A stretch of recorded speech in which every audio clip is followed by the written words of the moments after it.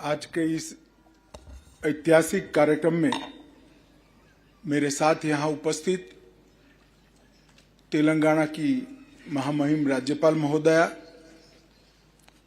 Academy के director श्रीमान गर्ग, भारत सरकार के गृह विभाग के सचिव श्रीमान भल्ला जी, आसूचना ब्यूरो के डायरेक्टर महोदय, सीबीआई के डायरेक्टर, उपस्थित सभी एकेडमी के रिटायर्ड डायरेक्टर जो दीक्षांत लेकर यहां से आज सेवा में अपना प्रथम कदम रख रहे हैं, उनके परिवारजन और प्यारे प्रशिक्षु भाइयों और बहनों, आप सभी को आज के अवसर पर मैं बहुत बहुत शुभकामनाएं और साधुवाद देना चाहता हूं। आज का ये दिन मेरे सामने जो 75वीं आरआर के दीक्षांत परेड में खड़े हुए प्रशिक्षु है, उनके लिए बहुत महत्वपूर्ण है।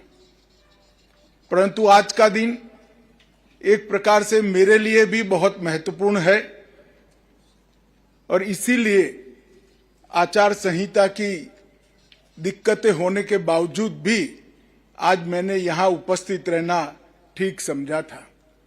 मैं आज सभी को एक बात बताना चाहता हूं कि आप वो भाग्यशाली अफसरों में से है जो देश जब आजादी की शताब्दी मनाएगा तब देश की पुलिस व्यवस्था में 25 साल के बाद कहीं न कहीं टॉप पर होंगे, नेतृत्व करते होंगे और देश की आंतरिक सलामती आप सभी के हाथों में होगी। इसलिए एकेडमी की ये अमृत महोत्सव की बैच का 75वीं बैच का एक ऐतिहासिक महत्व अपने आप में होता है।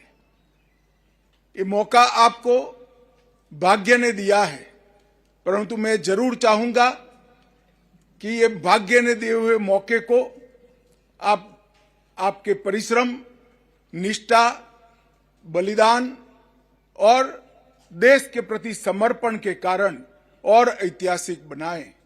और जब आप देश के विभिन्न राज्यों के पुलिस की नेतृत्व कर रहे होंगे, कहीं कोई केंद्रीय बलों का नेतृत्व कर रहा होगा, उस वक्त हमेशा देश को एक गुमान रहना चाहिए, अभिमान रहना चाहिए कि 75वीं आरआर के सभी प्रशिक्षुओं ने ये 25 साल में देश की आंतरिक सलामती और सुरक्षा को सुनिश्चित करने में कोई कमी नहीं छोड़ी है। और जब देश आजादी की शताब्दी मनाएगा तब मुझे विश्वास है देश सभी क्षेत्रों में विश्व का नेतृत्व करता होगा, उसमें आप सभी का भी एक बहुत बड़ा योगदान होगा। मित्रों, सरदार पटेल ने एकेडमी बहुत सोच समझकर इसका नींव आगे ले जाने के लिए रखा है। आज हमारे देश भी 75वां साल आजादी का समाप्त कर कर अमृत काल में प्रवेश कर चुका है। अमृत काल के लिए हमारे प्रधानमंत्री मोदी जी ने देश की 130 करोड़ की जनता का आह्वान किया है कि अमृत काल संकल्प लेने का समय है और संकल्प को सिद्धि में परिवर्तित करने का समय है। ये 25 साल इस देश के लिए संकल्प को सिद्धि में परिवर्तित करने के लिए है। ये 25 साल ये देश को हर क्षेत्र में दुनिया में सर्वप्रथम बनाने के लिए है। ये 25 साल देश को दुनिया में अपने उचित और गौरवपूर्ण स्थान पर प्रस्थापित करने के 25 साल है। और इस संकल्प के 25 साल अमृत काल, जिसमें राष्ट्र संपूर्ण विकसित देश तो बनेगा ही बनेगा, परंतु दुनिया का हर क्षेत्र में नेतृत्व भी करेगा, उसमें देश की आंतरिक सलामती, सरहदों की सुरक्षा और कानून और व्यवस्था की परिस्थिति को संभालने का नेतृत्व आप लोगों को करना है। और इस संकल्प के साथ जब आप यहां पर जाएंगे तब ये सोच कर जाना कि इस देश में संविधान को लागू करना, संविधान ने दिए हुए अधिकार हर गरीब से गरीब व्यक्ति को उसको प्राप्त हो, ऐसी व्यवस्था सुनिश्चित करना आप सभी का काम है। हमने ये हमेशा सदैव याद रखना चाहिए कि देश के प्रथम गृह मंत्री और लौह पुरुष सरदार वल्लभ भाई पटेल ने इस देश को न केवल एक किया, एक रखने के लिए भी ढेर सारे कदम उठाए थे। 550 से ज्यादा स्टेट्स को विलीनीकरण कर कर एक अखंड भारतीय संघ का निर्माण तो किया ही, साथ में उन्होंने एक बहुत मजबूत व्यवस्था आईपीएस कैडर देकर की थी। उन्होंने कहा था संघ का अस्तित्व ही नहीं रहेगा, संघ अखंड ही नहीं रहेगा अगर संघ के पास एक अच्छी अखिल भारतीय सेवा नहीं होगी जिन्होंने अपनी बात कहने की आजादी प्राप्त की हो। ये आईपीएस कैडर के लिए वाक्य ध्रुव वाक्य के समान है। और संस्थान के बारे में एक संदेश में सरदार वल्लभ भाई पटेल ने कहा था, यह कॉलेज भारत में अपने तरह का पहला संस्थान है। इसके पास पीछे मुड़कर देखने के लिए कुछ नहीं है, लेकिन भविष्य की पीढ़ियों के लिए स्थापित करने के लिए, परंपरा स्थापित करने के लिए बहुत कुछ ए एकेडमी के पास है।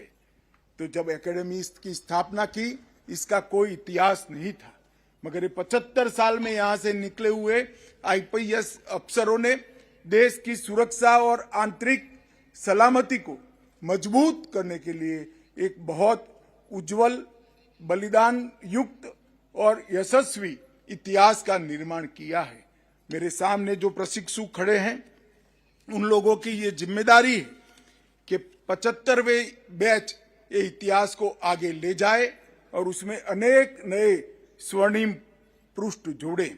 आज यहां से 175 प्रशिक्षु बेसिक कोर्स प्रशिक्षण पूरा कर बाहर निकलेंगे और यहां भूटान, मालदीव, मॉरिशस और नेपाल के 20 विदेशी अधिकारियों ने भी हिस्सा लिया है और ट्रेनिंग लिया है।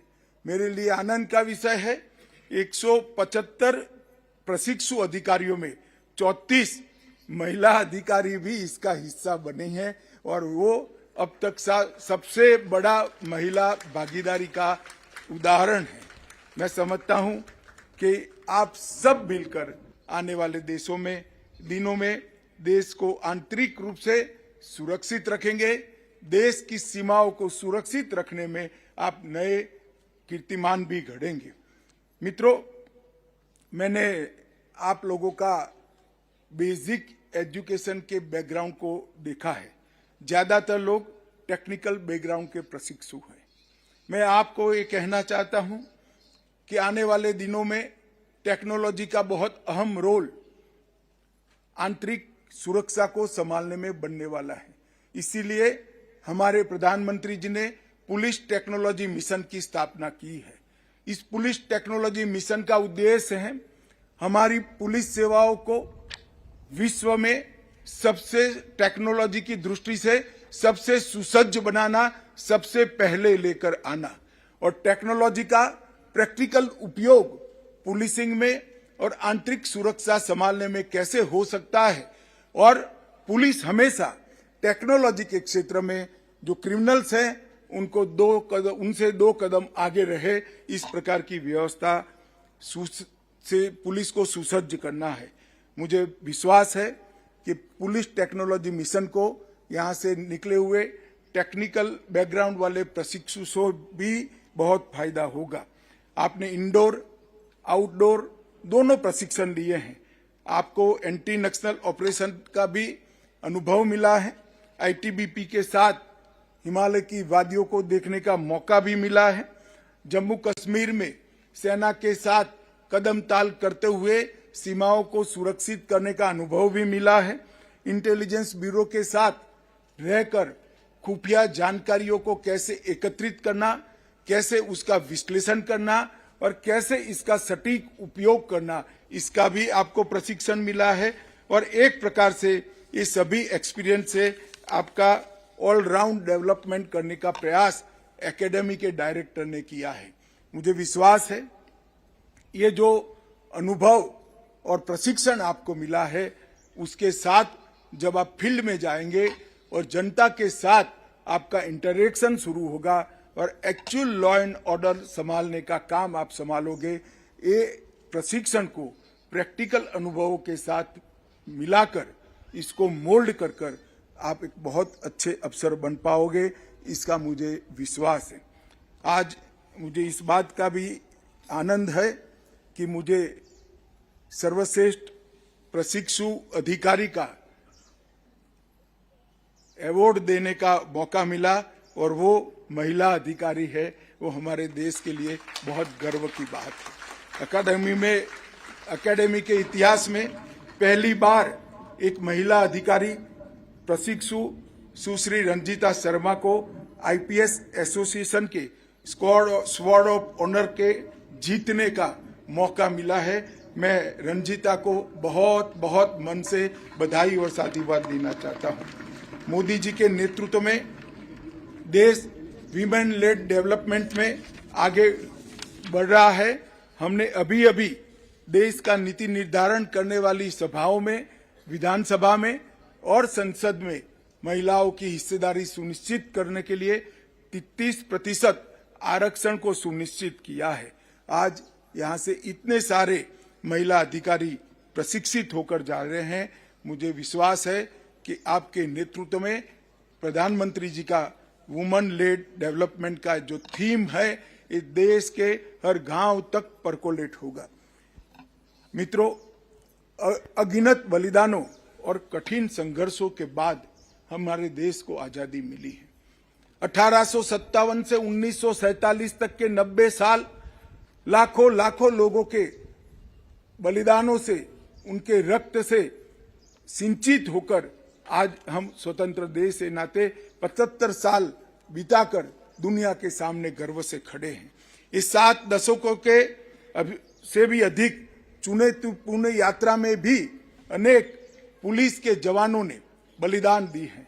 36,500 से ज्यादा पुलिस अधिकारी और जवानों ने अपने कर्तव्य को अपने आप से पहले रखते हुए अपना सर्वोच्च बलिदान दिया है। तब जाकर आज हमारा देश गौरव के साथ दुनिया के सामने खड़ा है। आप सभी को जब तक आप सर्विस में है सदैव याद रहना चाहिए कि 36,500 जवानों का बलिदान हमारे लिए प्रेरणा का स्रोत होना चाहिए, हमारे लिए मार्ग का पथ प्रदर्शक होना चाहिए। अभी अभी विगत 10 सालों में लंबे समय से देश आतंकवाद, वामपंथी उग्रवाद और नस्लीय हिंसा की आग में झुलस रहा था।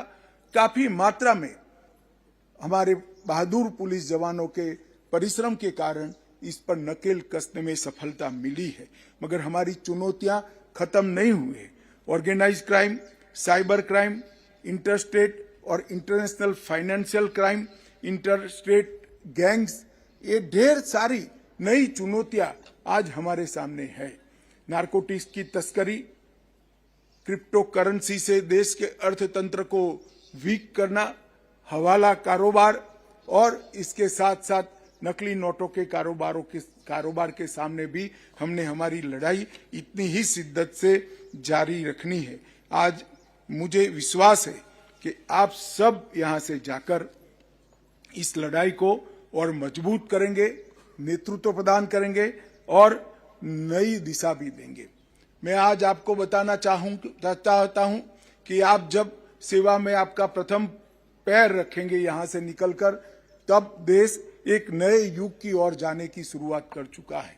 अंग्रेजों के समय से 1850 के आसपास बने हुए तीनों कानून जो हमारी क्रिमिनल जस्टिस सिस्टम का चालक बल है, सीआरपीसी, आईपीसी और एविडेंस एक्ट, ये तीनों कानूनों में आमूलचूर परिवर्तन कर सरकार ने 3 नए कानून देश की संसद के सामने रखे हैं। अभी गृह विभाग की संसदीय समिति इसका अध्ययन कर रही है। कुछ ही समय में ये कानून पारित हो जाएंगे और ये कानून के आधार पर हमारी नई क्रिमिनल जस्टिस सिस्टम की शुरुआत होगी। मित्रों, जब आप जिम्मेदारी संभालने जा रहे हो ये युग परिवर्तन का दौर, अंग्रेजों के समय में बने हुए कानून के युग को समाप्त कर भारत नए विश्वास, नई आशा, नए उमंग के साथ नए युग में पैर रख रहा है। पुराने कानूनों का उद्देश्य शासन को सुरक्षित रखना था, नए कानूनों का उद्देश्य जनता के अधिकारों को सुरक्षित रखना और जनता के अधिकारों को जनता तक पहुंचने में रोकने वाली सभी ताकतों को परास्त करना है। ये मूलभूत अंतर के साथ ये तीनों कानून जब आप प्रशिक्षु से अधिकारी बनकर जाएंगे तब आपके हाथ में होंगे। आपको क्रिमिनल जस्टिस सिस्टम के युग परिवर्तन के दौर में नेतृत्व करने का मौका मिला है। मैं मानता हूं आप सबसे भाग्यशाली बैच है जो नए कानूनों के साथ देश की आंतरिक सुरक्षा को संभालने की शुरुआत करेंगे।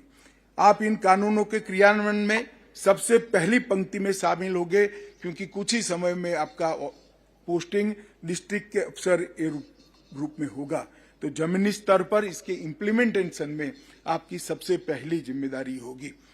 आपकी जिम्मेदारी है इन कानूनों को लेटर एंड स्पिरिट में लागू करना, इन कानूनों की स्पिरिट को ढंग से समझकर जनता को उससे सुरक्षित भी करना है और उससे उनके अधिकारों की रक्षा भी करना है। नए प्रावधानों में टेररिज्म की नई व्याख्या की है, ऑर्गेनाइज क्राइम की नई व्याख्या की है, अंतर्राज्यीय गिरोह को समाप्त करने के लिए भी कई प्रोविजन किए गए हैं। टेक्नोलॉजी के प्रावधानों को कानूनी जामा पहनाकर आपको सशक्त किया है। पूरी जांच प्रक्रिया को डिजिटाइज किया गया है। इन्वेस्टिगेशन चार्जशीट की टाइमलाइन को फॉलो करना, फॉरेंसिक प्रावधान हेतु उचित व्यवस्था भी करी है और दोष सिद्धि के प्रमाण को बढ़ाने के लिए समयबद्ध योजना भी इस कानूनों में अग्रसर है। जुडिशरी की व्यवस्था में भी ढेर सारे बदलाव इसमें किए गए हैं। तो संक्रमण के इस काल में आप सभी को बड़ी जिम्मेदारी निभानी है और आगे बढ़ना है। मेरे सुझाव है, आप सभी को एक सुझाव है कि रिएक्टिंग और रिस्पॉन्सिंग पुलिसिंग से आगे बढ़कर प्रिवेंटिव, प्रिडिक्टिव और प्रोएक्टिव पुलिसिंग की तरफ हम सब आगे बढ़ें और बदलते परिवेश में अपने आप को हम समय के साथ पुलिस की व्यवस्था को बदलने के लिए भी हम आगे बढ़ें। श्री गर्ग ने अपने भाषण में संवेदनशीलता पर बहुत महत्व दिया है। आप लोगों की संवेदनशीलता को जागरूक करने के लिए एक बीज बोया है, ऐसा उन्होंने अपने प्रवचन में बताया है। मित्रों, मैं आप सभी से बड़े हृदय से निवेदन करना चाहता हूं कि संवेदनशीलता ही है जो संविधान को मानवीय स्वरूप देती है। संविधान का पुस्तक हमें इस देश को मजबूत करने के में काम नहीं आ सकता। हमारे संविधान निर्माताओं ने संविधान की पुस्तक के अंदर जो स्पिरिट रखा है, वो स्पिरिट को संवेदनशीलता के साथ समझकर इसको लागू करने की जिम्मेदारी हमारी है।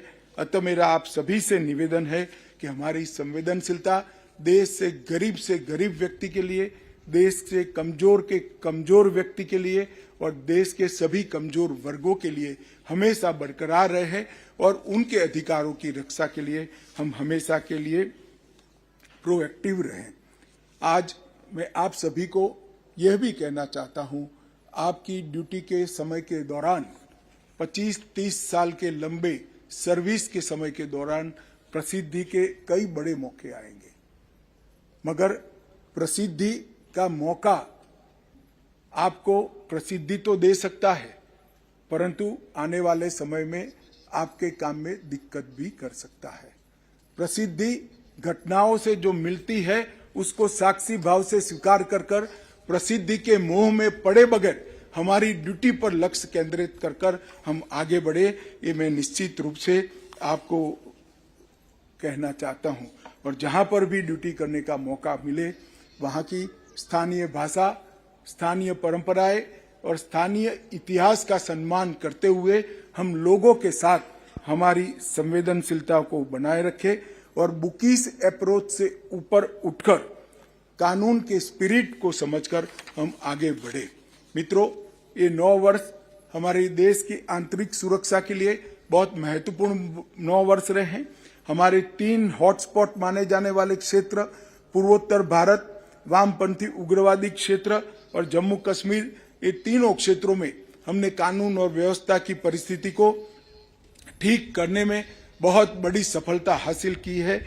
मैं बहुत आनंद के साथ आपको बता सकता हूं कि 2004 से 14 के 10 साल के कालखंड में ये तीनों हॉटस्पॉट में हिंसक घटनाएं 33,200 हुई थी।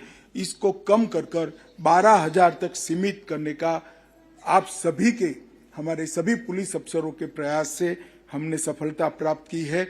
हिंसक घटनाओं में 63% की कमी और मृत्यु में 73% की कमी दर्ज कर हम आगे बढ़े हैं।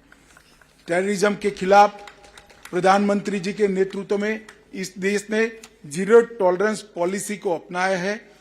अब जीरो टॉलरेंस पॉलिसी से आगे बढ़कर जीरो टॉलरेंस स्ट्रेटेजी और जीरो टॉलरेंस एक्शन की ओर हमें आगे जाना है और मुझे विश्वास है कि आपके नेतृत्व में ये हम जरूर करेंगे। टेक्नोलॉजी से युक्त बैच, शायद यहाँ से प्रशिक्षु होकर जाने वाले बैचों में सबसे ज्यादा टेक्नोक्रेट बैच है। इसलिए मैं आप सभी को कहना चाहता हूँ कि भारत सरकार ने ये 9 सालों के अंदर 1 डेटा 1 एंट्री के सिद्धांत के साथ हर क्षेत्र में, आंतरिक सलामती के हर क्षेत्र में डेटाबेस को बिल्ड करने का काम किया है। विभिन्न डेटाबेस में इंटीग्रेशन तथा आपस में कम्युनिकेशन हो, इस प्रकार की व्यवस्था भी अभी हम कर रहे हैं। एनालिटिक टूल से सभी एजेंसियों को युक्त कर इनकी स्ट्रेंथ बढ़ाने का काम भी हम कर रहे हैं।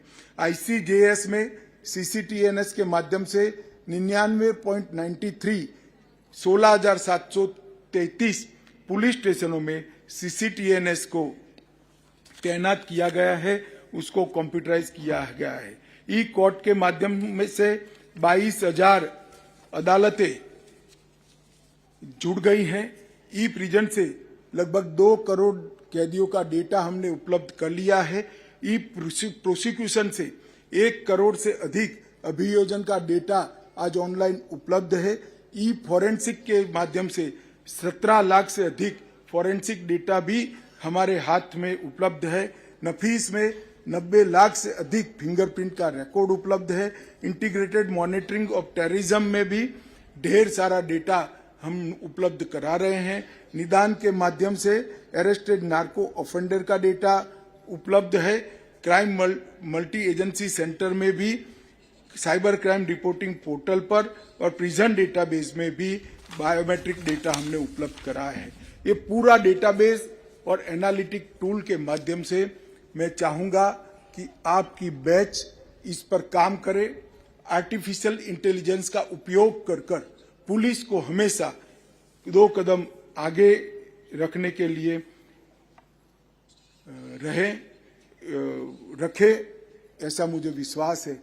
मैं फिर से एक बार आपके व्यक्तिगत जीवन के लिए और आपके करियर के लिए आपको बहुत बहुत शुभकामनाएं देता हूं और मैं ईश्वर से प्रार्थना करता हूं कि दैनंदिन आप देश की प्रगति के लिए ज्यादा से ज्यादा समर्पित हो और ड्यूटी निभाने में हमेशा अग्रसर रहे, जिससे आज ये जो बैच जा रहा है वो जब इस देश की पुलिस का नेतृत्व करता होगा 2047 में, तब आंतरिक रूप से हम संपूर्ण सुरक्षित देश को होने का गौरव दुनिया के सामने व्यक्त कर सके।